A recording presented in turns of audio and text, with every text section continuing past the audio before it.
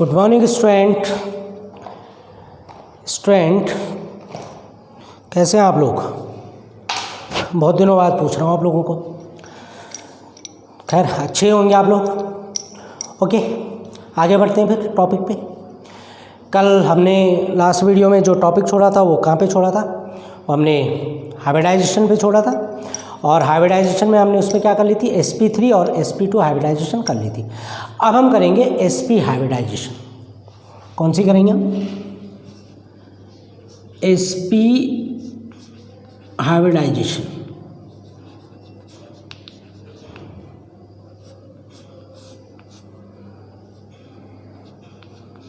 अब देखो sp hybridisation का मतलब क्या है कि यहाँ पे केवल एक s और एक p ऑर्बिटल ही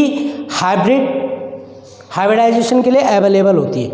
केवल क्या? एक s ऑर्बिटल और एक p और sp3 में एक s 3 p ऑर्बिटल होती है। sp2 में एक s और 2 p ऑर्बिटल होती है।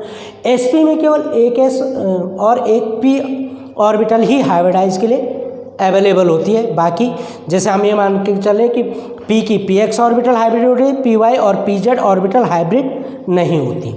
तो यहाँ पे हम sp हाइब्रिडाइजेशन सेम वही करेंगे। sp हाइब्रिडाइजेशन का सबसे बेस्ट एग्जांपल है फॉर्मेशन ऑफ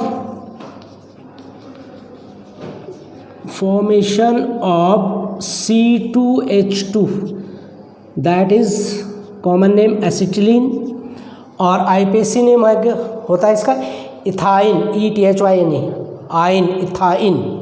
अब कैसे बनाएंगे? सेम वही चीज़ आएगी हमारी।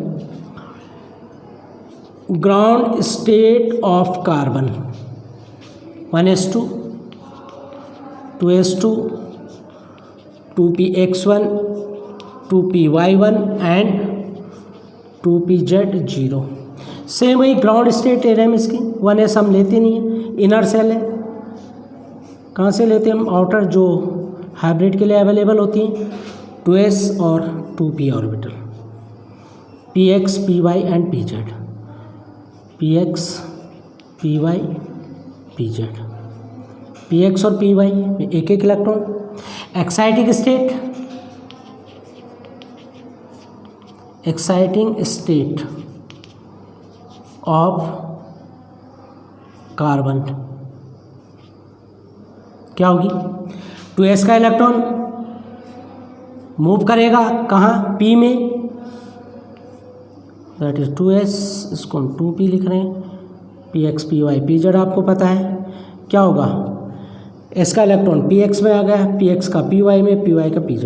अब यहाँ पे होता क्या है कि यहाँ पे केवल px और py, इसको px से लिख लो, px py एंड pz। तो यहाँ पे केवल s और p ऑर्बिटल, ये देखो केवल s और p ऑर्बिटल ही हाइब्रिडाइजेशन के लिए अवेलेबल होती है। py और pz ऑर्बिटल अवेलेबल नहीं होती। वो बात अलग है कि इनमें साइड वाइज ओवरलैपिंग होती है, लेकिन यहाँ पे जो हाइब्रिडाइजेशन होता है वो s और p ऑर्बिटल के अंदर ही होता है। कैसे बनाएंगे अब इसका फिगर हम? सेम वही। कितने कार्बन? 2 कार्बन है आपके पास। तो ये आ गया आपका first carbon px, that is pz, that is py 1s 2s। यहाँ केवल एक हाइड्रोजन लेंगे आप, क्योंकि 2 हाइड्रोजन है, वो pz के साथ आ जाएगा। दूसरा ले लिया आपने ये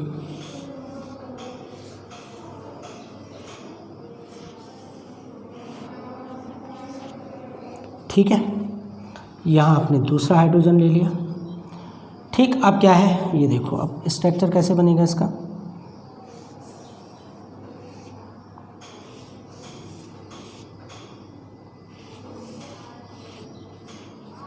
ये देखो पहला कार्बन, यहाँ सबसे पहले ओवरलैपिंग होगी आपकी pz की। ये देखो ओवरलैपिंग, ये आपका px, ये आपका py। जनरली जब हम ओवरलैपिंग दिखाते हैं तो z की ओवरलैपिंग ही दिखाते हैं। यहाँ पे देखो हाइड्रोजन आ गया, यहाँ भी हाइड्रोजन आ गया, तो z ओवरलैप z की हो गई कंप्लीट। अब देखो px और py में एक एक इलेक्ट्रॉन है।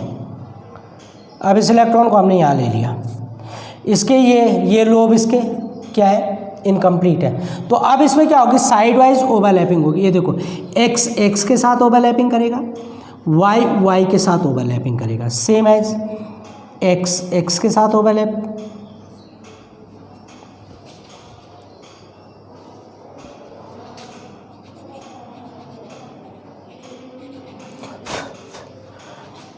ये एक्स ऑर्बिटल हो गए, एक्स एक्स के साथ ओवरलैपिंग कर रहा, और ये वाई है, वाई वाई के साथ ओवरलैपिंग।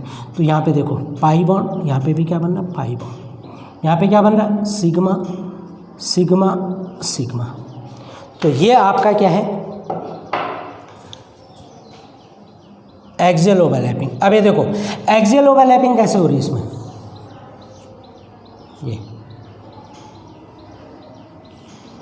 ये आपकी किस में होगी, पी एक्स में, और ये होगी आपकी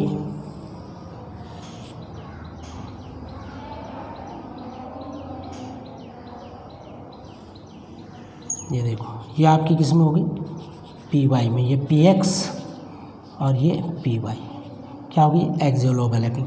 जब एक्सियल ओवरलैपिंग होती है तो क्या बनता है, पाई बॉन्ड। तो ये आपके पाई बॉन्ड बन गया। शेप कैसे बनेगा इसका, देखो इसका जो शेप होता है वो लीनियर होता है। किस तरीके से बनता है इसका शेप, लीनियर शेप। ये देखो कार्बन आ गए, सेंट्रल एटम, ये आपके इलेक्ट्रॉन आ गए, क्योंकि ये देखो हाइड्रोजन यहाँ, एक हाइड्रोजन यहाँ। तो यहाँ पे जो एंगल बनता है वो कितने डिग्री का बनता है, 180 डिग्री। तो शेप क्या है इसका, लीनियर, समझे। और ये जो हाइब्रिडाइजेशन है, ये हाइब्रिडाइजेशन क्या है आपकी, सी कौन सी है, sp हाइब्रिडाइजेशन। क्लियर। तो ये बच्चों ये देखो, ये जो बॉन्ड बनता है यहाँ पे 180 डिग्री का बनता है, और ये आपके बॉन्ड पेयर हो गए। शेप इसका लीनियर होता है, sp का लीनियर।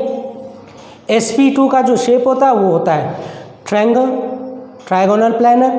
और sp3 का जो शेप होता है वो क्या होता है, टेट्राहेड्रल। टेट्राहेड्रल में जो बॉन्ड एंगल होता है वो 109 डिग्री का होता है, 109 डिग्री एंड 28 मिनट का होता है।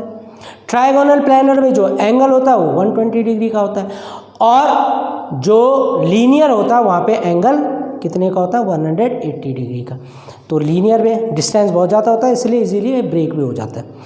अब अगला करते हैं हम इसमें। अब देखो, अब शेप नहीं बनाएंगे, क्योंकि अब जो हमारे स्ट्रक्चर आएंगे वो क्या आएंगे, मल्टी मॉलिक्यूलर आएंगे, मल्टी इलेक्ट्रॉनिक आएंगे, तो वो उनके शेप 3D बनते हैं। अब हम वहाँ पे जो हाइब्रिडाइजेशन दिखाएंगे वो हम, जैसे अभी हमने sp में यहाँ पे एक्साइटिंग और वो स्टेट दिखाई थी, अब हम वो स्टेट बनाएंगे। अब इनके हम ऐसे जो शेप बनाए थे अभी हमने, लाइक फ्लावर, ये शेप अब नहीं बन पाएंगे, क्योंकि 3D स्ट्रक्चर के शेप हाथ से नहीं बन पाते। ठीक है बच्चों। तो अब हम इसके शेप अलग तरीके से बनाएंगे, और सबसे पहले लेंगे हम, सबसे पहला जो हम लेंगे वो लेंगे हम sp3d हाइब्रिडाइजेशन। क्या लेंगे, sp3d हाइब्रिडाइजेशन। अब देखो यहाँ पे एक s3p और 1d, 1s3p 1d, टोटल जो हाइब्रिड ऑर्बिटल हो रही है वो कितनी हो रही है, एक s की, 3p की और 1d के। तो 3 और 1 4 1 5, टोटल हाइब्रिड ऑर्बिटल कितनी आ रही है हमारे पास, 5 हाइब्रिड ऑर्बिटल हमारे पास यहाँ पे आ रही है। तो 5 हाइब्रिड ऑर्बिटल में अब हम कैसे बनाएंगे इसे, ये आप देखिए। इसको हम विद एग्जाम्पल करते हैं, और इसका एग्जाम्पल लेते हैं हम किसका, PCl5 का। ठीक है। तो हम यहाँ पे बनाते हैं ज्योमेट्री या शेप, ज्योमेट्री ऑफ PCl5। अब इसको थोड़ा ढंग से समझिए आप। सेंट्रल एटम क्या आपका, P, सराउंडेड क्या है उसके, क्लोरीन। हम जो हाइब्रिड स्टेट लेते हैं वो किसकी लेते हैं, सेंट्रल एटम की। ठीक है। हाइब्रिड स्टेट जो हम लेते हो किसकी लेते हैं, सेंट्रल एटम। तो सेंट्रल एटम क्या है यहाँ पे पी, Cl उसके सराउंडिंग है, Cl अपने इलेक्ट्रॉन उसके साथ शेयर कर रहा, तो यहाँ पे जो ज्योमेट्री बनेगी सेंट्रल एटम की वो किसकी बनेगी, पी की बनेगी। तो हम किस में देखेंगे, फॉस्फोरस में देखेंगे कि फॉस्फोरस कैसे एक्साइट हो रहा है, फॉस्फोरस की क्या ग्राउंड स्टेट है। ठीक है, अब देखिए आप, सबसे पहले तो हम क्या करेंगे,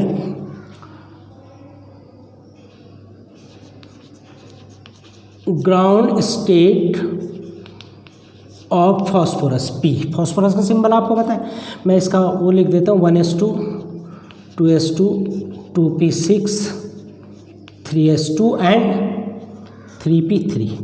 अब ये देखो, ये आपका स्ट्रक्चर जो है वो किसका है, ये आपका नियॉन का, ये हम नहीं लेंगे, हम केवल क्या लेंगे 3s2 3p3, ये शेयरिंग यानी ऑटोमोस सेल में 5 इलेक्ट्रॉन, या आपके ऑटोमोस सेल आ गए, ऑटोमोस सेल में 5 इलेक्ट्रॉन यानी s और p ऑर्बिटल हाइब्रिडाइजेशन के लिए यहाँ पे तैयार हो रहे हैं। तो हम ग्राउंड स्टेट में कैसे बनाएंगे इसे, ये आपका 3s आ गया 2 इलेक्ट्रॉन, और ये आ गया आपका 3p। अब एक चीज़ ध्यान रखना है यहाँ पे, फॉस्फोरस जो होता है वो तीसरे पीरियड में स्टार्ट होता है। अब जब हम अकॉर्डिंग टू ऑबाउ रूल चलते हैं तो पहले पीरियड में क्या आती है s ऑर्बिटल, दूसरे में क्या आती है s और p, तीसरे में क्या आती है sp और d, और चौथे में क्या आती है sp d f। तो इसका मतलब क्या हुआ कि तीसरे पीरियड में आपके पास s ऑर्बिटल भी है, p ऑर्बिटल भी है और d ऑर्बिटल भी है। तो यहाँ पे हम एक वैकेंट d ऑर्बिटल भी बनाएंगे, क्योंकि एक्साइटिंग स्टेट में इलेक्ट्रॉन क्या करेंगे, d ऑर्बिटल में जंप करेंगे। ये आपकी होगी 3d 1 2 3 4 5 ऑर्बिटल। ठीक है, एक्साइटिंग, जब हम इनको एक्साइट करेंगे तो इलेक्ट्रॉन यहाँ से क्या करेंगे, जंप करेंगे। ठीक, अब देखो इसमें कैसे हाइब्रिडाइजेशन होता है। अब होगा क्या, जब हम इसको एक्साइट करेंगे तो जो p का इलेक्ट्रॉन है वो यहाँ जंप करेगा, ये यहाँ आएगा, ये यहाँ आएगा, और ये s का इलेक्ट्रॉन इसमें आएगा। तो सीधे हम एक्साइटिंग स्टेट कर देते हैं इसकी, एक्साइटिंग स्टेट ऑफ फॉस्फोरस। तो ये देखिए, जब ये एक्साइट हुआ तो 3s का इलेक्ट्रॉन एक्साइट हुआ, इसने आगे जंप किया, किस में गया, ये p ऑर्बिटल में गया, ये देखो px py एंड pz, ये p में चले गया, px का py में गया, py का pz में गया, pz का कहाँ जाएगा 3d यानी dxy में आ जाएगा। तो d के ऑर्बिटल होते हैं dxy dyz dzx dx square minus y square and dz square, तो किस में जाएगा dxy में। तो हम इसको 3d करेंगे। अब देखो आपके पास टोटल इनकम्प्लीट ऑर्बिटल कितनी होगी, 1 2 3 4 5। अभी देखो थे ना 5 1 और 3 4 प्लस 1 5 इनकम्प्लीट ऑर्बिटल। अब यहाँ एक एक इलेक्ट्रॉन आएंगे, कौन देगा इसको एक एक इलेक्ट्रॉन, कौन देगा, वो देखो PCl5 लिखा है ना, तो PCl5 यानी क्लोरीन इसको एक एक इलेक्ट्रॉन देगा। तो अब देखो यहाँ पे हम वही करेंगे, स्ट्रक्चर ऑफ PCl5। तो कैसे बनेगा, ये देखो, ये आ गया आपका 3s। अब ये देखो s का एक इलेक्ट्रॉन, एक को हम डॉटेड लाइन से दिखा देंगे, ये Cl का इलेक्ट्रॉन है, बल्कि इसको हम ऐसे करेंगे Cl। ये देखो 3p में भी हम सेम दिखाएंगे, 1 2 3, एक इसको हम डॉटेड लाइन से दिखा देते हैं जो Cl का इलेक्ट्रॉन है, p का इलेक्ट्रॉन डार्क लाइन से, इसको हम डॉटेड लाइन से दिखा देंगे Cl dot dot dot dot Cl, और एक इलेक्ट्रॉन किस में दिखाएंगे हम d में, 1 2 3 4 5, ये देखिए 1 2। तो अब यहाँ से देखो ये s ऑर्बिटल, ये देखो यहाँ हाइब्रिडाइजेशन देखिए आप, हाइब्रिडाइजेशन कौन सा हो रहा है, देखो s p की कितनी 3 और d की 1, यहाँ तक हो रहा, ये देखो इसको थोड़ा सा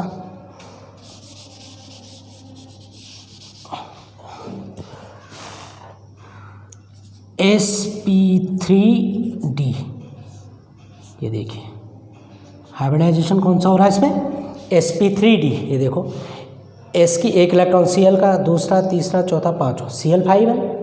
तो ये आपका जो हाइब्रिडाइजेशन है वो क्या है, sp3d हाइब्रिडाइजेशन है।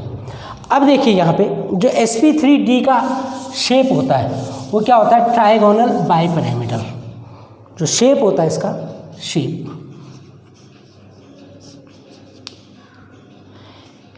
sp3d का जो शेप होता है वो होता है ट्राइगोनल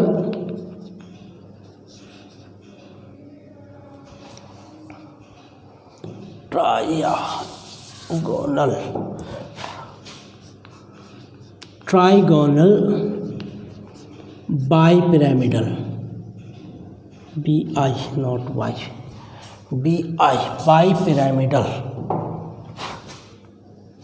बाइपिरामिडल, ट्राइगोनल बाइपिरामिडल। अब देखो बनेगा कैसे इसका शेप, ये देखो ये आपका सेंट्रल एटम आ गया P,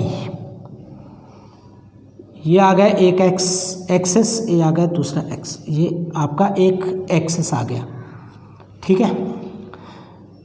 ये इसको क्या मान सकते हो आप, XYZ, XY, Y एक्सिस मान सकते हैं आप इसे। तो ये आपका एक एक्सिस आ गया Cl, और ये जो है ये आपका इक्वेटोरियल एंगल, ये एक्सियल है, ये इक्वेटोरियल, और एक लाइन जाएगी आपकी U। ये देखिए ये जो एंगल बनता है ये कितने का बनता है, 90 डिग्री का। अब ये देखो ट्राइगोनल बाइपिरामिडल कैसे हो रहा। सबसे पहले तो इसका ट्रायंगल बनाते हैं, ट्राइगोनल बाइपिरामिडल ये हो कैसे रहा, देखो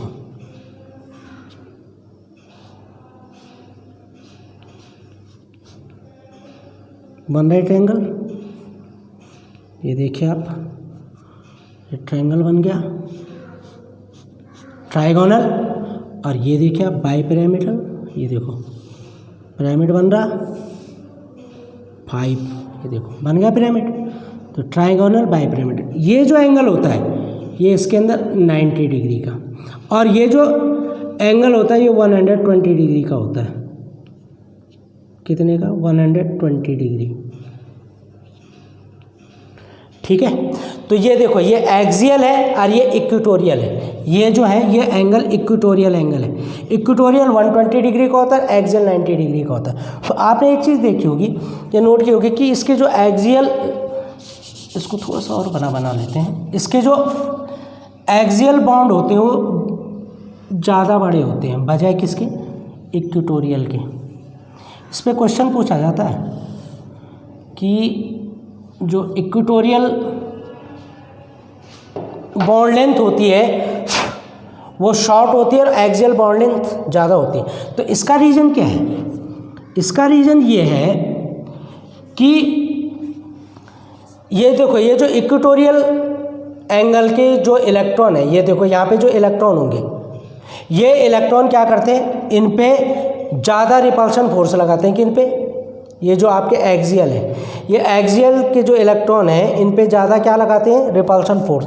तो ये क्या होते हैं, ये और दूर चले जाते हैं, यानी सेंट्रल मेटल से, ताकि इनमें रिपल्शन कम हो, ये और दूर चले जाते हैं।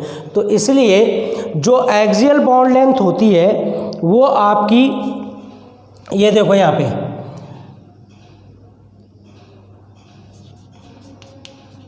एक्सियल बॉन्ड लेंथ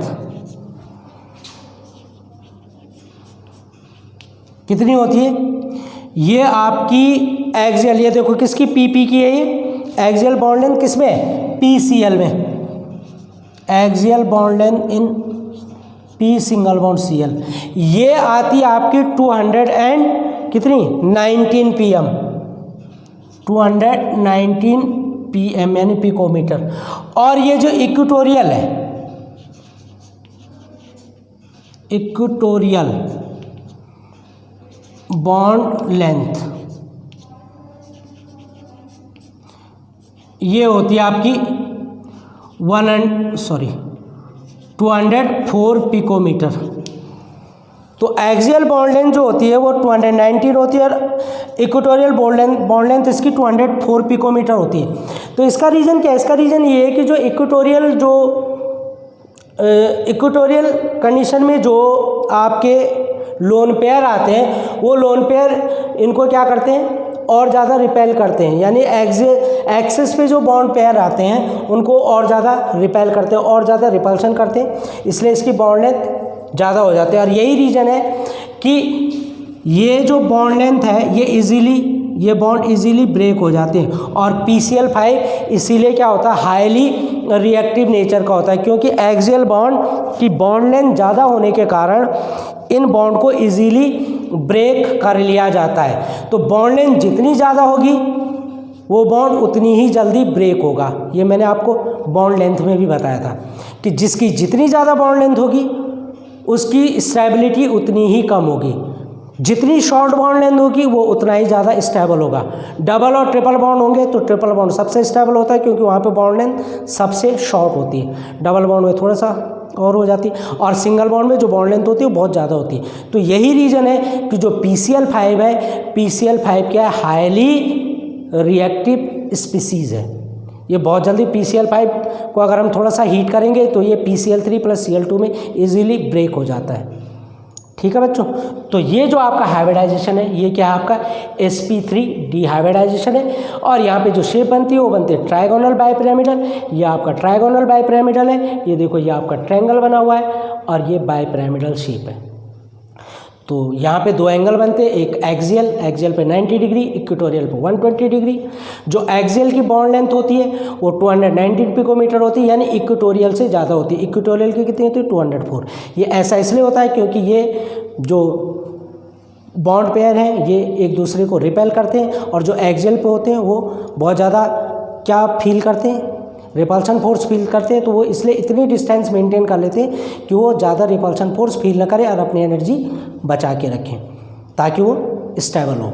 तो इसलिए ये बॉन्ड लेंथ क्या होती है, जो एक्सियल बॉन्ड लेंथ है वो ज़्यादा होती है, इक्वेटोरियल की कम होती है। क्लियर बच्चों? और यही रीज़न है कि PCl5 हाईली रिएक्टिव स्पीसीज है। क्लियर? ओके, तो अगले उसमें हम sp3d2 d2sp3 और dsp2 के स्ट्रक्चर हम बनाएंगे। Okay, till then good bye.